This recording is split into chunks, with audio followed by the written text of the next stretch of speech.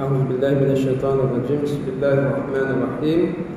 الحمد لله رب العالمين وبه نستعين والصلاة والسلام على أشرف المرسلين سيدنا محمد وعلى آله وأصحابه أجمعين. Tuan dan puan yang dikasihi sekalian, dalam kuliah sirah pada minggu ini kita melihat berkenaan dengan peperangan Badar. Satu peperangan yang berlaku di dalam bulan Ramadan, dan kita sendiri pun akan menyambut bulan Ramadan tak berapa lama lagi. Dan daripada kuliah-kuliah yang lalu, kita telah memahami bahawa sirah dia bukan jadi secara kebetulan, tetapi semuanya diatur oleh Allah Subhanahu wa taala dan dilaksanakan oleh Rasulullah sallallahu alaihi wasallam bertujuan untuk menjelaskan Al-Quran. Dan Al-Quran juga semuanya telah diatur oleh Allah Subhanahu wa taala. Di mana Al-Quran diturunkan jumlatan wahidah. Dalam ilmu Al-Quran, bagi pelajar-pelajar agama yang belajar Al-Quran, Quran ini diturunkan oleh Allah Ta'ala sekaligus pada malam Lailatul Qadar. Inna anzalnahu, kami menurunkan Al-Quran itu fi Lailatul Qadar, pada malam Lailatul Qadar. Kemudian baru diturunkan kepada Nabi Muhammad sallallahu alaihi wasallam secara beransur-ansur, bermula daripada 17 Ramadan. Lailatul Qadar ini pada 10 malam yang terakhir diturunkan oleh Allah Ta'ala ke langit dunia, ataupun dipanggil Baitul Izzah, semua sekali Al-Quran. Kemudian baru diturunkan beransur-ansur. Maknanya beransur-ansur itu daripada mula turunnya Iqra, Bismillahirrahmanirrahim, khalaq, bacalah dengan nama Tuhanmu. Masa tu Nabi seorang. Macam mana nak berperang Nabi seorang? Maka tidak diturunkan oleh Allah Ta'ala ayat-ayat perang, sebab Nabi seorang. Tapi yang disuruh oleh Allah Subhanahu Wa Ta'ala kepada Nabi adalah mengajak saudara-mara yang dekat. Sudah tentulah kita mengenali saudara-mara kita yang dekat lebih daripada kita kenal orang lain. Maknanya yang dekat tu kita ajak dulu, dan lebih mudah sebab mereka dah kenal Nabi.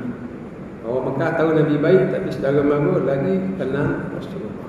Wa anzir ashiratakal aqrabin, ajaklah saudara mara kamu yang terdekat. Maka Nabi mengajak saudara mara yang terdekat. Itu semua ke arah perang Badar yang Nabi sendiri tak tahu, yang hanya berlaku 15 tahun lepas itu. Tapi pada tahun pertama, tahun kedua, tahun ketiga, ajak saudara mara yang terdekat. Kemudian semakin lama semakin besar dan kuatlah umat Islam, sehingga berlakunya peristiwa hijrah. Juga ada ayat-ayat berkenaan dengan hijrah.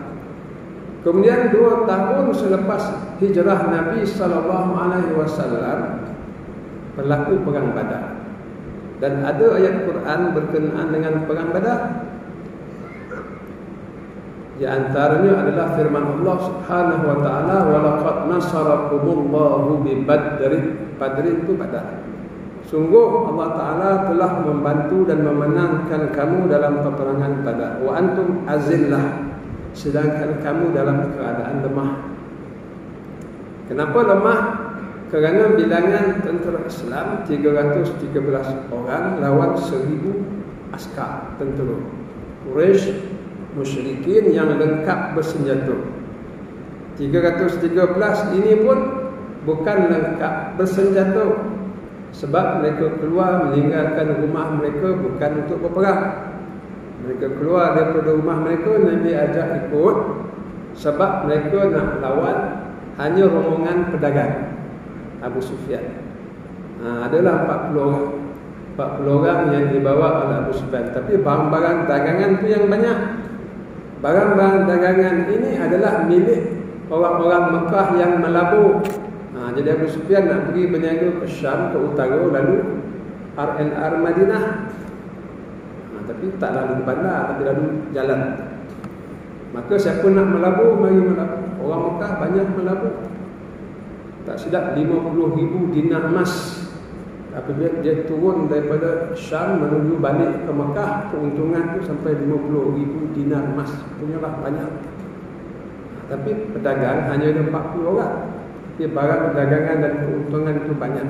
Nabi nak pintas, nak ambil. Sebab apa Nabi nak ambil pedagang-pedagang ataupun yang dilabur oleh orang Mekah ni?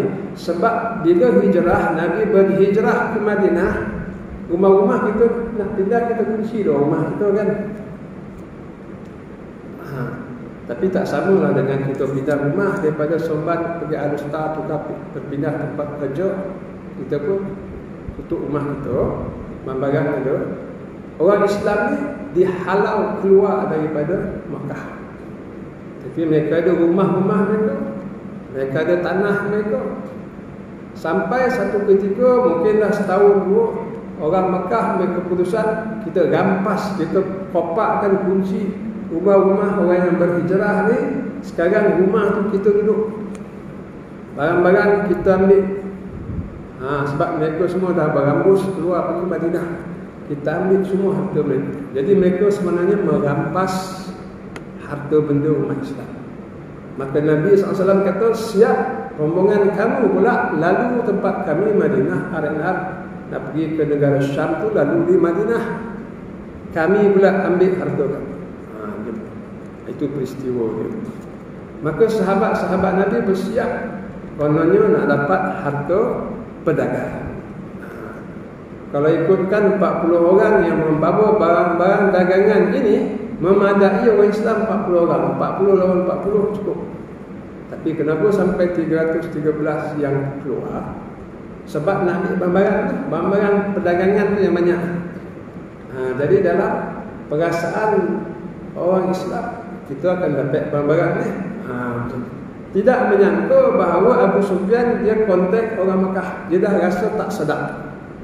Ini lalu Madinah ni, tapi tak lalu bandar tempat Rasulullah, lalu padang pasir. Tapi dia dah rasa lain macam. Memang betul sebab Nabi mula nak pintas masa mereka tengah naik ke Syam, tapi terlepas. Maka Nabi tunggu mereka balik. Dan Nabi menghantar perisik-perisik, dan perisik ini pergi merisik jalan, dah sampai ke belum, dah sampai mana Abu Sufyan ni, dah lalu Madinah ke belum, itu semua. Cuma najis-najis untuk berceceran dekat padang pasir. Jadi Abu Sufyan bila dia turun, dia tengok ada tai-tai untuk orang-orang Mekah ni, dia faham orang Arab. Maka dia ambil tai unta tu tuan, dan dia ramas. Bila dia ramas, ada biji-biji kurma. Biji kurma ni dia tak hancur. Kalau biji kurma, maknanya unta ni unta Madinah. Sebab kita pergi Madinah, kita Madinah ni subur banyak ladang-ladang kurma. Jadi unta-unta di Madinah makan kurma. Bila makan kurma, berak itu taik, biji-biji unta, biji-biji kurma tu masih ada. Jadi bila dia ramas ada Abu Sufyan, ada biji kurma, Abu Sufyan kata, Muhammad dah lalu sini. Muhammad dah lalu sini, maknanya kita dalam bahaya. Maka dia terus menghubungi Mekah, mengatakan bantuan, barang-barang tuan-tuan, saham tuan-tuan, pelaburan tuan-tuan dalam bahaya. Muhammad akan ambil barang-barang ni, tolong ya. Maka orang Mekah menyiapkan 1000 tentera yang lengkap untuk menyelamatkan harta-harta perdagangan mereka. 1000 tentera bergerak ke Madinah, akhirnya bertembung dengan orang Islam yang keluar hanya untuk memintas barang dagangan sahaja. Ini semua Allah Ta'ala yang atur. Kemudian orang Islam pula, bila di Makkah, mereka diseksa sebab mereka beriman kepada Muhammad. Semua pergi ke Madinah, mereka selesa sebab Madinah itu negara Islam dan ketua negara adalah Rasulullah sallallahu alaihi wasallam. Bila di Mekah mereka diseksa, Ada yang sampai dibunuh, ada yang diseksa macam Bilal, ada yang melecet Bilal tu dijemur di tengah panas padang pasir. Kita pun tahu kalau musim panas bulan 8 siapa yang pergi Mekah lihat wayang panas. Siapa yang mandi malam buka air bilik air di hotel tu, tak kejut dia panas dia, boleh buat air minum.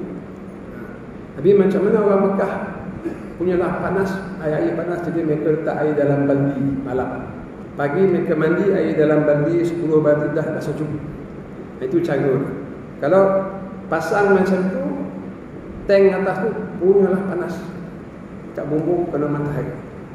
Macam mana Bilal dijemur di tengah-tengah padang pasir, badan dia melekat dengan pasir yang sangat panas. Macam kita baring dekat jalan tar. Sini baru 40 kalau paling tinggi. Di Mekah sampai 50. Itu sangat panas. Ada seorang sahabat baju besi, dia dipakai baju besi, dia jemur, lagilah panas. Dan mereka mengadu kepada Nabi hal keadaan mereka. Ada sahabat yang ajak lawan, ya Rasulullah, mari kita lawan. Mereka bukan calang-calang. Hamzah masuk Islam. Nabi sendiri orang yang sangat kuat. Umar Al-Khattab, itu semua orang kuat. Mari kita lawan. Tapi Allah Ta'ala tidak benarkan berperang ketika mereka berada di Makkah. Setelah mereka berhijrah, ketika berhijrah Allah turun ayat boleh perang. Uzina lil ladzina yuqataluna bi annahum zulimu. Diizinkan kamu berperang kerana kamu dizalimi. Tapi ayat itu diturunkan ketika mereka dalam keadaan yang lebih selesa, sebab Nabi ketua negara. Kemudian bila pergi perang Badar, Nabi pun ajak, mari kita pergi perang Badar. Kita pintas rombongan tentera dan rombongan pedagang. Kemudian tiba-tiba mereka mendengar ada tentera yang datang. Lalu mereka sesama mereka berbincang, ya Rasulullah, kita nak pintas rombongan perdagangan. Ini macam mana cerita ni? Askar tentera yang lengkap 1000. Tapi Nabi berkata, Allah Ta'ala berjanji mana-mana pun kita akan menang. Wa idh ya'idukumullahu ihda ta'ifataini annaha lakum. Allah Ta'ala telah berjanji, salah satu daripada dua kumpulan tadi, sama ada 40 rombongan pedagang ataupun 1000 tentera yang lengkap, kita akan dapat. Mana kita akan menang. Tapi mereka masih teragak-agak. Kita nak yang pedagang, kata sahabat. Ini pengajaran kepada kita. Pengajaran kepada kita seperti mana pengajaran kepada sahabat. Kita bukan sekadar bersemangat. Di Mekah, mari kita lawan, semangat. Tapi bila disuruh berperang, mereka cuak. Sebab dulu memang dah kena selesa nak lawan. Tapi bila selesa nak lawan, tak payahlah, dah elok dah macam ni. Ini sifat manusia. Sama juga bila kita susah, kerana kita sejadah. Tapi bila ramai orang senang, itu yang kadang semayang. Bila dah selesa, lupa. Bila tak desak, baru ingat Allah Subhanahu Wa Taala. Jadi kita ambil pengajaran itu. Kemudian pengajaran lagi adalah semuanya ditakdir oleh Allah Subhanahu Wa Taala. Nak jumpa 1000 tentera ke, nak jumpa pedagang 40 ke, nak bawa balik 50,000 dinar ke, ataupun nak berperang 1000, syahid 14 orang. Semua itu Allah Ta'ala yang tentukan, bukan kamu. Dan Allah Ta'ala menyebut, wa idh ya'idukumullahu ihda ta'ifataini annaha lakum. Dan apabila Allah Ta'ala menjanjikan kepada kamu salah satu daripada dua kumpulan, sama ada pedagang 40 orang, 50,000 dinar emas, ataupun tentera yang kamu melawat lengkap bersenjata, siap perisai, siap kuda. Kuda entah berapa kat, dan 200 ke kuda ataupun berapa kuda. Orang Islam 313 kebanyakan tak buat senjata. Kuda 2 ekor, wing kanan, wing kiri. Pedang tak banyak, itu yang dia pelepah ambil kayu lawan. Punyalah Taif. Bilangan 313 tak lengkap, lawan 1000 yang lengkap. Allah Ta'ala berkata, watawadduna anna ghaira dzati syaukati takunu lakum. Kamu hendak bertembung dengan yang tidak ada senjata, maknanya pedagang. Itu yang orang Islam kata, ya Rasulullah, kita nak lawan pedagang ke, kita tak nak lawan yang 1000. Wa yuridullahu an yuhiqqal haqqa bi kalimatih. Tetapi Allah Ta'ala, dia yang hendak membenarkan kebenaran. Maknanya Allah Ta'ala yang pilih orang Islam lawan siapa. Bukan urusan kamu. Kamu yang bukan memilih, tetapi Allah yang memilih. Apa pengajaran dekat sini, tuan-tuan? Sebenarnya perjuangan Islam semua Allah dah atur. Dan ada perkara yang kita nak tapi kita tak dapat, Allah tentukan yang lain. Tapi Allah Ta'ala nak benda itu berlaku untuk memenangkan Islam. Itu dalam bab perjuangan, dalam bab jihad. Dia dalam bab semua pun macam itu, sama dengan dalam bab rumah tangga. Rumah tangga, kalau bergaduh, suami dan isteri, Allah Ta'ala kata apa? Asa an takrahu syai'an. Kamu mungkin tak suka sesuatu pada isteri kamu, ataupun pada isteri kamu mungkin tak suka sesuatu pada suami kamu. Wa yaj'alallahu fihi khairan katsiran. Tapi Allah Ta'ala nak jadikan dalam perkara itu yang kamu tak suka tu kebaikan yang banyak. Itu semua Allah Ta'ala atur. Kita ni berusaha dan berdoa sahaja. Lain kita serah pada Allah Ta'ala. Dia yang mengatur. Bila cerita suami isteri ni, kita teringat di Mekah bila peristiwa terowong Mu'asim dulu tahun 80-an. Masa tu terowong satu, sekali dah 2, pergi sana, balik sana. Dulu ni satu terowong, pergi balik, waktu biasa tak apa. Tapi bila berlaku, pung, meletup. Orang tak tahu apa. Berlari lama-lama umur berkelang kabut dalam terowong dua arah tu. Akhirnya sampai berasak-rasak macam bertawaf sa'i tu. Akhirnya meminjak dalam terowong. Orang kata sampai nak cecah bumbung, naik gunung, bawah tu penyet-penyet mati. Ceritanya seorang suami isteri orang Malaysia, dia nak masuk terowong, rupa dalam tu dah macam bukit beripit. Jadi dia jalan dengan rumah dia nak capek nak sampai ke kemah. Tapi orang rumah ni sakit duduklah sekejap dekat pintu terowong. Suami dia marah lah isteri dia, kau ni anak air dekat, lambatlah sampai kalau macam ni. Isteri dia pun duduklah, tak larat kan. Akhirnya suami dia marah-marah duduk sebelah isteri dia tu lah setengah jam. Dan sebaik setengah jam, kalau dia masuk dalam tu, dia pun terimpit mati sama. Jadi dia tak suka isteri dia duduk, jalan punyalah perlahan. Tapi Allah jadikan kebaikan yang banyak pada perkara itu. Dia sama macam perang Badar. Perang Badar Rasulullah, kita nak lawan pedagang 40 orang. Dalam hati itu terbayang-bayang 50,000 dinar emas, campur barang-barang perdagangan lagi, makanan lagi, apa semua. Tengok-tengok 1000 tentera.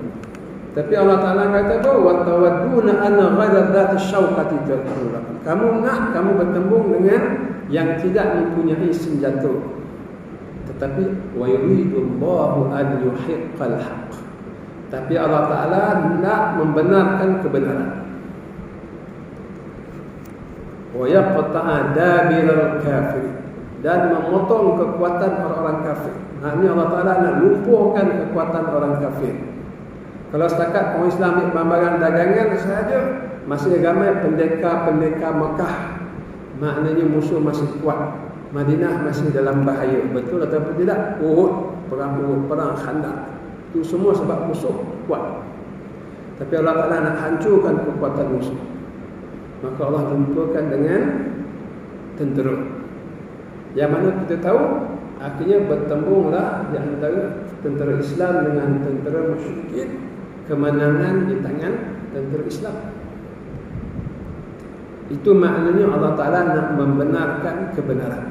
Maknanya Islam ni benar, Islam ni benar, tapi membenarkan kebenaran itu lain. Sebab ramai orang benar, tapi dia dikandang orang salah. Islam ni benar, tapi Islam ditindas.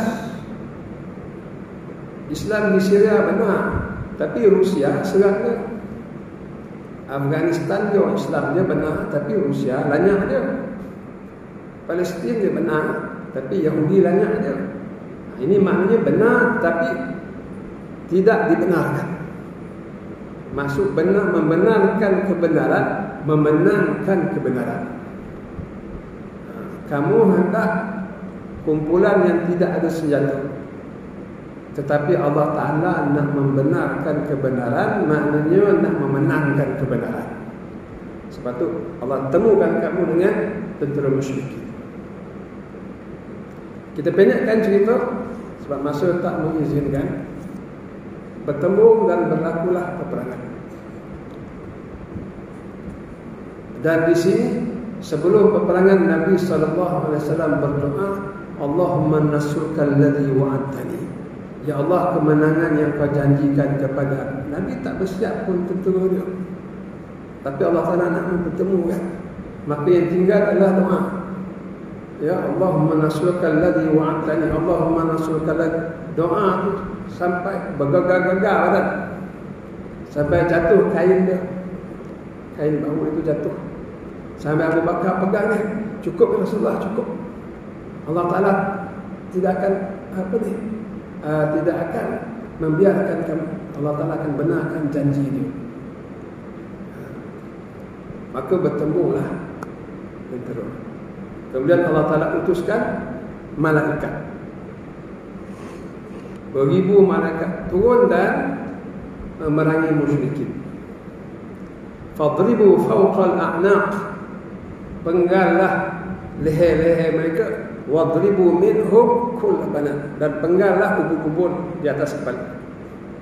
Sebab tu sahabat ada yang pakai pelepah, ambil kayu mana-mana nak lawan pedang mana boleh. Tapi sebelum dia pukul dah tercabut leher dia. Siapa pula yang penggal ni? Rupanya malaikat. Baru nak penggal, tercabut pula, pecah pula kepala. Malaikat pukul kepala. Dan begitulah. Dan benda ni berlaku juga dalam jihad zaman sekarang. Banyak kisah di Bosnia dulu. Jihad di Bosnia sama. Tahun 92 sampai 96. Sampai 95. 4 tahun. 92 orang Islam dikepung, dibunuh beratus-ribu. 93, 95 Allah Ta'ala bantu dengan mujahidin Arab yang datang seramai 500 orang daripada Afghanistan. Afghanistan dah selesai. Sekarang mereka pergi ke Bosnia. Dan banyak kisah. Tembak, itu senyap ya. Tadi tembak-tembak, kenapa senyap? Ini taktik ke apa? Tapi semalam lama sangat aku pergi tengok, mati semua. Mati semua. Peluru apa tak ada. Malaikat datang. Ada yang ditangkap. Dia tangkap ni boleh bunuh, boleh apa saja, tak ada masalah. Jadi mujahidin ambil keputusan untuk bunuh orang Serbia. Sebelum dia bunuh, apa kau nak cakap? Dia kata, aku nak tanya satu soalan. Siapa dia tentera kau yang tinggi 5 meter? 5 meter tu siapa dia? Mana ada orang manusia 5 meter? Itu adalah malaikat. Jadi kata mujahidin, selepas kami tembak kau, kami bunuh, kau tahulah siapa dia. Kau jumpa dah dia. Kau akan jumpa dia. Jadi malaikat membantu bukan sahaja dalam perang Badar, tapi di mana saja peperangan. Masuklah yang banyak kisah-kisah malaikat tolong ni adalah jihad Afghanistan lawan Rusia. Itu memang banyak kisah-kisah malaikat membantu. Di antara orang Islam berjihad datang Rusia kepuk mereka terpasang kat tangan dan campak senjata. Amal dah habis dah nyawa mereka di hujung tanduk. Tengah-tengah mereka menyerah diri, Rusia yang mengepung, mereka pula angkat tangan surrender. Jadi orang-orang Afghanistan ni heran, tadi kami yang menyerah diri, awak yang kepung kami ni, kenapa pula awak yang angkat tangan pula? Jadi orang Islam pun ambil senjata tu. Selepas dia ambil senjata, diikat semua. Sebab apa korang surrender? Kami ni kan ada orang lain kepung kami ingat. Ada orang lain kepung. Ini mujahidin tak nampak. Kepung malaikat pula kepung ni orang. Terpaksa dia angkat tangan. Ini semua pertolongan daripada Allah Subhanahu Wa Taala. Maknanya bila Allah Taala jadikan perang Badar dan apa-apa yang berlaku dalamnya, Al-Quran ini panduan sampai ke hari kiamat. Al-Quran panduan sampai ke hari kiamat. Bermakna siapa orang yang benar-benar beriman kepada Allah dan ingin membantu agama Allah dan ingin memenangkan agama Allah, Allah Ta'ala tak akan sia-siakan dia. Allah Ta'ala tak akan sia-siakan dia. Alladzina qalu, orang yang berkata Tuhan kami adalah Allah, tatanazzalu alaihimul malaikah, malaikat akan turun kepada dia dan berkata alla takhafu wa la tahzanu, jangan sedih, jangan takut, wabshuru bil jannati allati kuntum tu'adun, bergembiralah dengan syurga yang Allah telah janjikan kepada kamu. Jadi apa tu? Pengajaran daripada perang Badar ini, di antara pengajarannya adalah tuan-tuan, pertama, semua Allah Ta'ala atur kehidupan kita. Kita berusaha kerana kita tawakal pada Allah. Kita berusaha sebab kita tak tahu apa yang Allah Ta'ala atur untuk kita. Kemudian kenapa kita tawakal? Sebab semua dah ada pada Allah. Serahkan kepada Allah Subhanahu Wa Ta'ala. Termasuklah perang Badar, termasuklah hal rumah tangga kita, termasuklah hal masyarakat kita. Yang dituntut daripada kita adalah berusaha dan berjuang dan bertawakal kepada Allah Subhanahu Wa Ta'ala. Kemudian pengajaran yang seterusnya adalah kita jangan sekadar bersemangat sahaja, mesti berdasarkan kefahaman, mesti berdasarkan ilmu dan kefahaman. Kalau hanya semangat-semangat saja, akan tiba masa ujian kepada kita ataupun pada sesiapa Allah Ta'ala menguji kefahaman dia, keimanan dia. Jadi sahabat tu semangat nak perang, nak lawan, tiba-tiba bila perang Badar mereka cuak sebahagian daripada mereka. Jadi jangan sekadar semangat, sebab itu ilmu sangat penting. Kemudian yang seterusnya pengajaran pada kita adalah Allah Subhanahu Wa Ta'ala ingin memenangkan kebenaran, tetapi Allah Subhanahu Wa Ta'ala mahu memberi kemenangan kepada orang yang benar-benar beriman kepadanya, sebagaimana sahabat-sahabat Nabi Sallallahu Alaihi Wasallam. Dan daripada pengalaman-pengalaman jihad di Afghanistan dulu, kemudian di Bosnia dan sebagainya, sekiranya kita benar-benar beriman kepada Allah dan hari akhirat dan kita ikhlas untuk memenangkan Islam, Allah Ta'ala akan menghantarkan bantuannya dan akan memastikan kemenangan kepada Islam. Aqulu qawli hadza wa astaghfirullahal azim. Wassalamualaikum warahmatullahi wabarakatuh. Saya minta izin berhenti awal, ya.